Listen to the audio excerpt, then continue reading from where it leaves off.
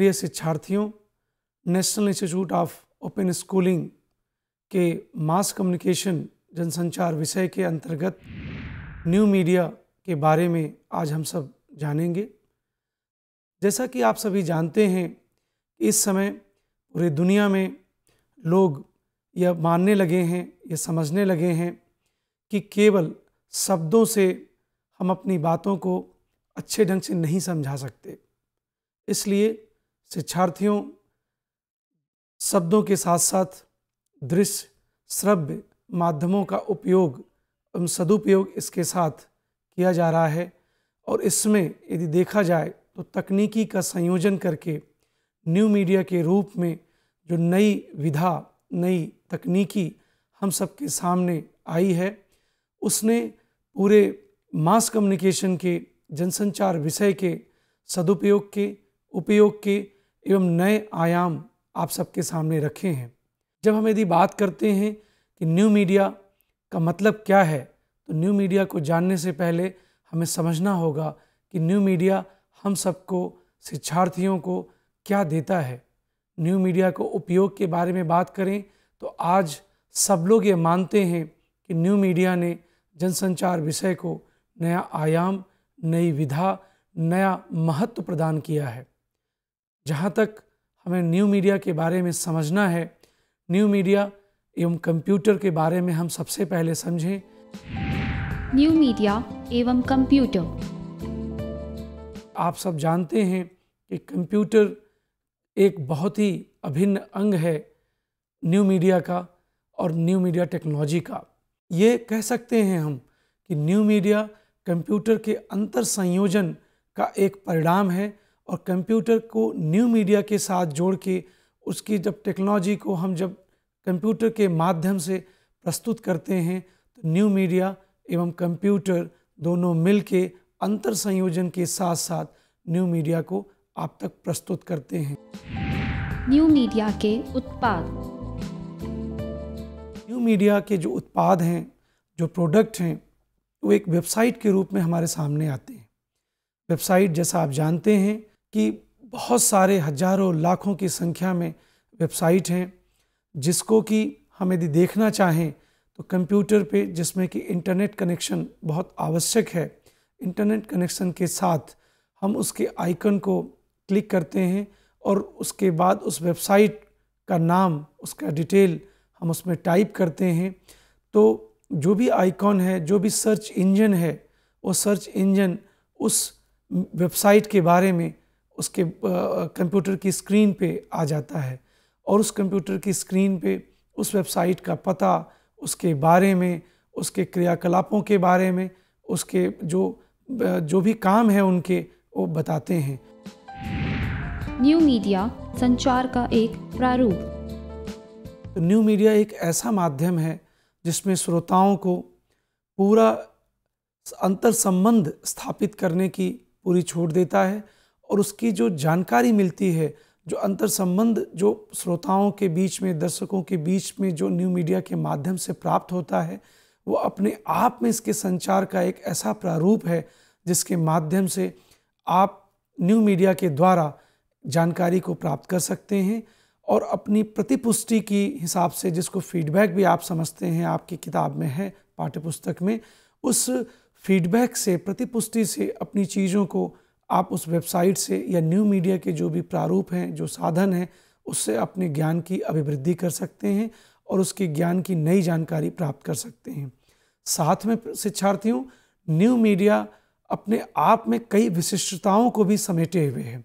New media में multimedia का भी बहुत अच्छा सदुपयोग करके, प्रयोग करके इस पूरे उत्पाद को, न्यू मीडिया को एक आकर्षक स्वरूप में आपके सामने प्रस्तुत करता है और न्यू मीडिया से हम सबको नई जानकारी प्राप्त होती है, आकर्षक जानकारी प्राप्त होती है और आप इसके बारे में कोई फीडबैक देना चाहें, कोई प्रतिपुष्टि देना चाहें तो भी आप दे लेते हैं।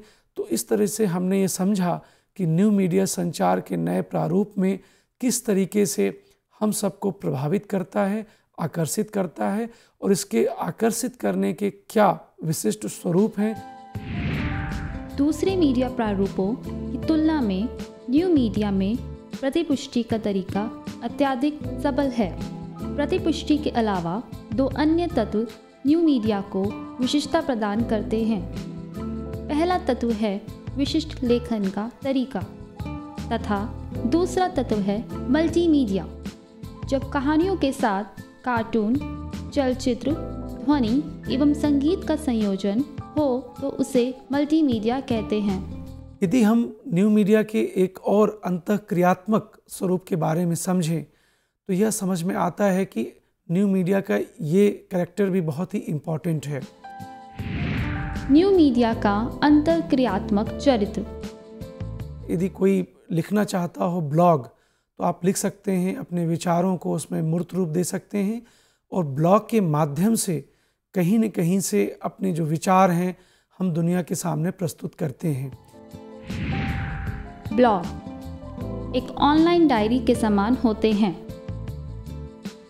न्यू मीडिया ने ब्लॉग के रूप में अंतःक्रियात्मक जो चरित्र है, जो उनका विचार है, वो भी दुनिया के सामने रखता है, जो न्यू मीडिया का एक विशिष्ट स्वरूप है। और न्यू मीडिया के माध्यम से हम अंतःक्रियात्मक चरित्र को भी प्रस्तुत करते हैं। प्रिंट मीडिया एवं टेलीविज़न के मुकाबले न्यू मीडिया की श्रेष्ठता।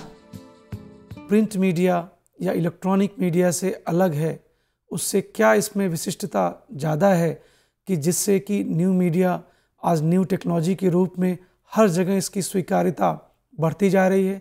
सब लोग ज़्यादा से ज़्यादा न्यू मीडिया से जुड़ते जा रहे हैं। आज जो भी अखबार आप पढ़ते हैं, जो इलेक्ट्रॉनिक मीडिया, जो भी टीवी चैनल आप देखते हैं, उस सब की प्रिंट मीडिया की एडिशंस पूरे जगह अवेलेबल हैं। सब टेलीविज़न की अपनी वेबसाइट है। आप यदि अपने पाठ्यक्रम के बारे में बात करें तो national institute of open schooling में भी इस तरह का आपको वेबसाइट मिलेगा जिसमें बहुत सारी जानकारी आपको मिलती है।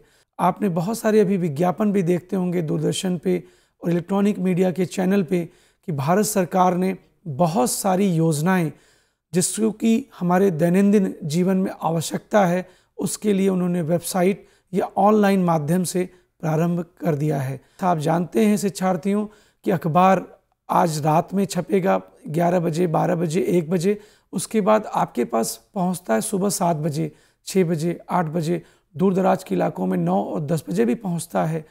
इलेक्ट्रॉनिक मीडिया की चीज़ है।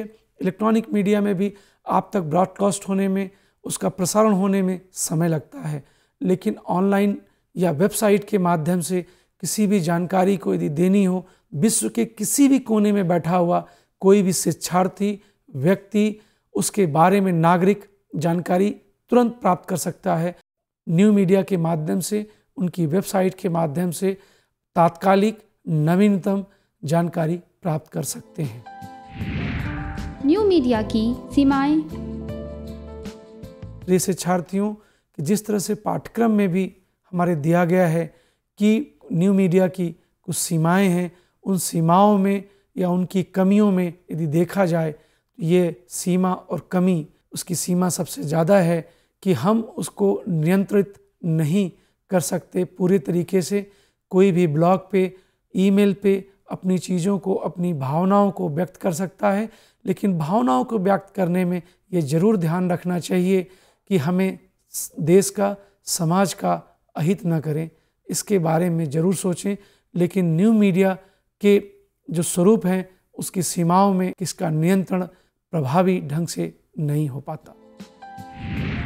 न्यू मीडिया एक उद्योग।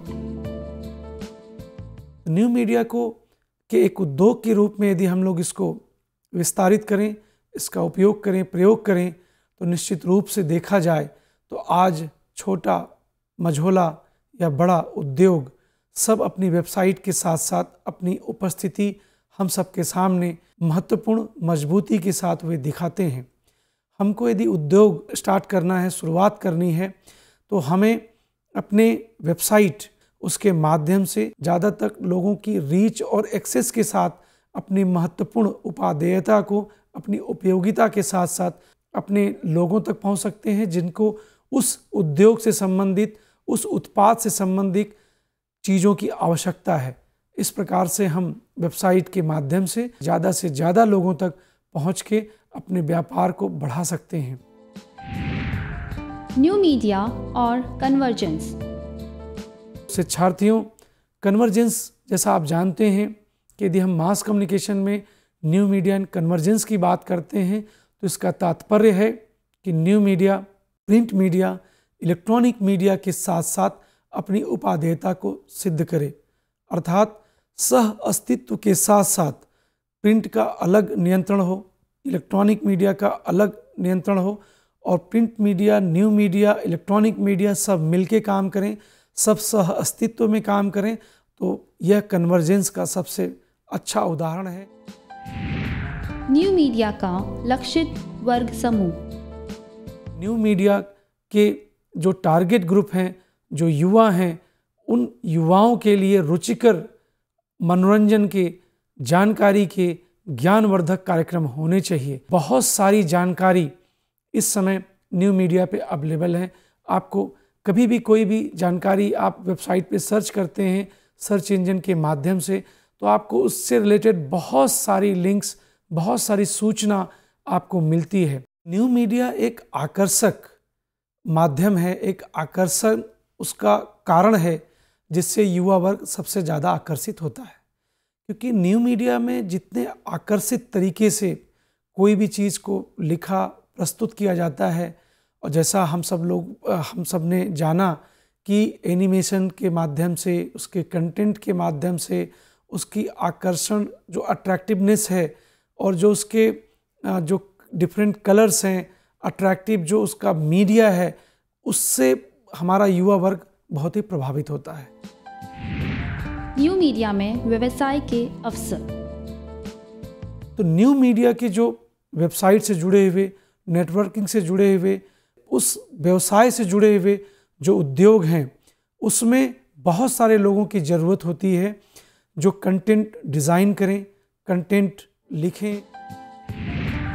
न्यू मीडिया में रोजगार की संभावनाएं। आज यदि हम जनसंचार विषय के बारे में बात करें, पत्रकारिता के विषय में बात करें, तो बहुत सारे रिपोर्टर्स ऑनलाइन रिपोर्टिंग करके अपनी जानकारी को दे के, सूचनाओं का आदान प्रदान करके वो अपने रोजगार को प्राप्त करते हैं।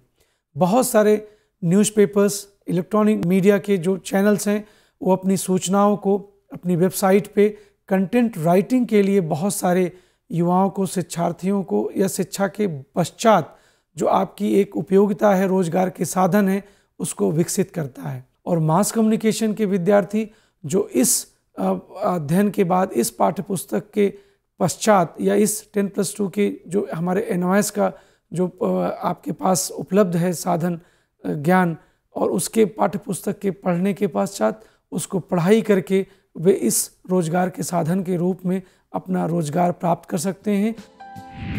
न्यू मीडिया के लिए अनिवार्य योग्यताएं। सबसे जो महत्वपूर्ण योग्यता है वह है आपके अंदर लेखन की क्षमता, और उसके अलावा आपकी जो प्रस्तुति हो लेखन के माध्यम से वो आकर्षित करने वाली हो। साथ साथ वित्तीय कौशल भी होना चाहिए। आज यदि देखा जाए तो NIS की भी बात करें तो ऑनलाइन एग्जामिनेशन जैसा आप देते हैं, या बहुत से शिक्षार्थी चुनते हैं, ऑनलाइन एग्जामिनेशन हो, टिकटिंग हो, वेबसाइट पे कोई भी सूचना देनी हो, तमाम समाचार पत्रों, इलेक्ट्रॉनिक मीडिया के चैनल्स, और धीरे धीरे आप देखो कि ऑनलाइन विपणन, ऑनलाइन मार्केटिंग की तमाम वेबसाइट्स हैं, ऑर्गेनाइजेशंस हैं, एवं इसके न्यू मीडिया